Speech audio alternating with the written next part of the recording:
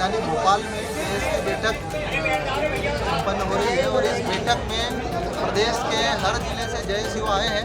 और इस बैठक का उद्देश्य आज मध्य प्रदेश में आदिवासियों को जल जंगल जमीन से जबरन जो भारतीय जनता पार्टी की सरकार विस्थापित कर रही है, खासकर जो देवास जिले के क्यूनी खातेगांव में, उसके बाद बरेंडा डिंडोरी जिले के बरेंडा गांव में और माखन नगर के डांगपुरा में जो खरगापुर और डांगपुरा में जिस प्रकार भरी बरसात में आदिवासियों के घरों को तोड़ा, उसको लेकर मध्य प्रदेश का पूरा आदिवासी संगठन जयस सरकार का आज पूरे सब ने मिलकर सरकार की निंदा करी।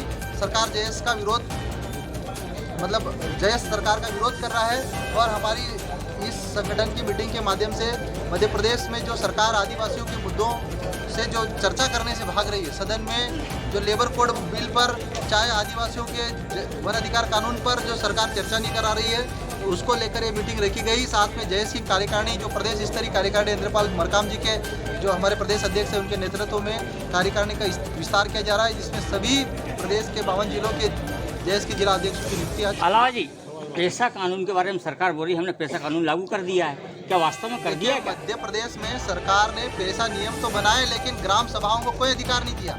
आज संसाधनों पर, सामुदायिक वन प्रबंधनों पर जो मध्य प्रदेश सरकार को जो अधिकार देना चाहिए था, आज की तारीख में मध्य प्रदेश सरकार ने सामुदायिक वन प्रबंधन के एक भी ग्राम सभा को अधिकार नहीं दिया।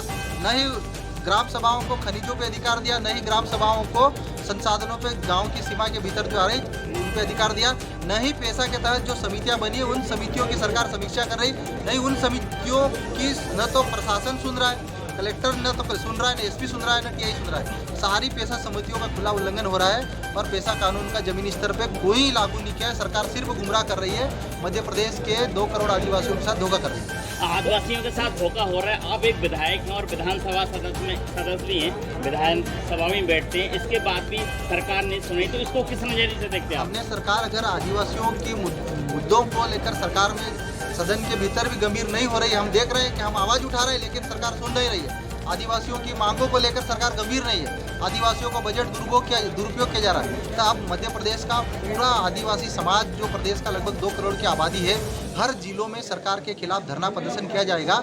और जिस प्रकार जयस संगठन के खिलाफ रणनीति बनाने के लिए प्रधानमंत्री नरेंद्र मोदी इंदौर में युवा संसद करने जा रहे हैं, तो जयस भी अक्टूबर में युवा संसद के माध्यम से प्रदेश के आदिवासी युवाओं को प्रशिक्षण देगा और जल जंगल जमीन और 5वीं अनुसूची पेशा कानून की लड़ाई के लिए युवाओं को जागरूक करेगा। जो जयस के लोग बीजेपी में शामिल हो चुके हैं, कई लोग, उनके लिए क्या कहना चाहिए? जयस के लोग जो भारतीय जनता पार्टी में जो हमारे ऊपर आरोप लगाया जा रहा है कि बीजेपी में चले गए, जयस जो ओरिजिनल जयस जो जल जंगल जमीन की लड़ाई लड़ रहा है, जो अनुसूची 5 अनुसूची 6 की लड़ाई लड़ रहा है, जो क्यूनी खातेगांव हो चाहे बरेंडा गांव में आदिवासियों के लिए सरकार के खिलाफ आंदोलन कर रहा है, उसमें सब पूरा युवा एकजुट है। जो कुछ लालचीर युवा जिनको चुनाव में पैसा कमाना था वो लोग चले गए, लेकिन जो समाज के लिए उनके जल जंगल जमीन की लड़ाई लड़ रहा है, जो जयस आज इंद्रपाल मरकाम जी की अध्यक्षता में काम कर रहा है और हम मिलकर प्रदेश स्तर पर आदिवासियों की आवाज़ उठा रहे हैं।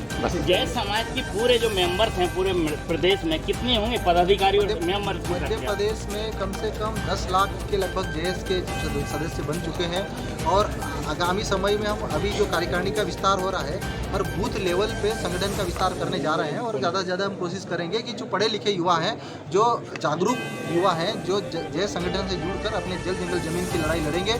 और आज जयस संगठन में हजारों की संख्या में माझी समाज के भी युवा शामिल हुए हैं, तो मैं उनका तहे दिल से माझी समाज का स्वागत करता हूं। आप भी जयस संगठन के साथ जुड़कर हम आपके हक अधिकार की लड़ाई विधानसभा के साथ साथ सड़क पर भी लड़ेंगे। आने वाले विधानसभा में के जयस की कितनी सीटों में चुनाव लड़वाएंगे? देखिए, जयस एक सामाजिक संगठन है। अभी फिलहाल जयस सामाजिक स्तर पर संगठन को मजबूत कर रहा है, हम राजनीतिक स्तर पर अभी संगठन की कोई चर्चा। अब हमको सबको पता है, अभी मैं जिले की बता रहा, हमारे धर्मपुरी विधानसभा क्षेत्र में इंडस्ट्रियल एरिया घोषित कर दिया, गाँव को हटा रही सरकार। तो गाँव को जब सरकार हटा रही इंडस्ट्रियल एरिया के नाम पर, हमने कहा कि भाई ये धरना प्रदर्शन कर रहे हैं, ये पूरी जानकारी निकाली, तो वो लोग 2015 में गजट नोटिफाई कर दिया, इंडस्ट्रियल एरिया बना दिया। 2015 में जब सरकार ने इंडस्ट्रियल एरिया घोषित किया अनुसूचित क्षेत्र में, तो हमारा समाज, हमारा संगठन, हमारे नेता क्या सो रहे थे, गीत सुन रहे क्या हमारे, हमको हटा रहे। मैं युवाओं से यही कहना चाहता हूँ कि हमारे क्षेत्रों को परिवर्तन किया जा रहा है, हमारी सीमाओं को बदला जा रहा है, अनुसूचित क्षेत्रों को खत्म किया जा रहा है।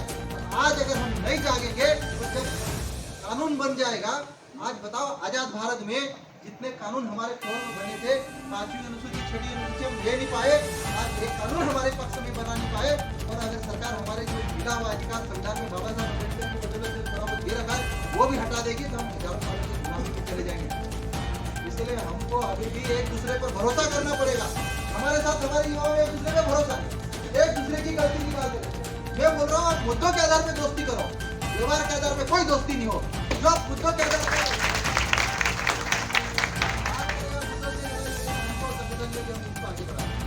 जिसको मुद्दों की बात करता नहीं करना दूसरी एक और महत्वपूर्ण बात, अभी जय संगठन के नाम पर कई मेरे पास शिकायत आती है। जय संगठन ताजा खबरों के लिए हमारे चैनल को सब्सक्राइब करें। धन्यवाद।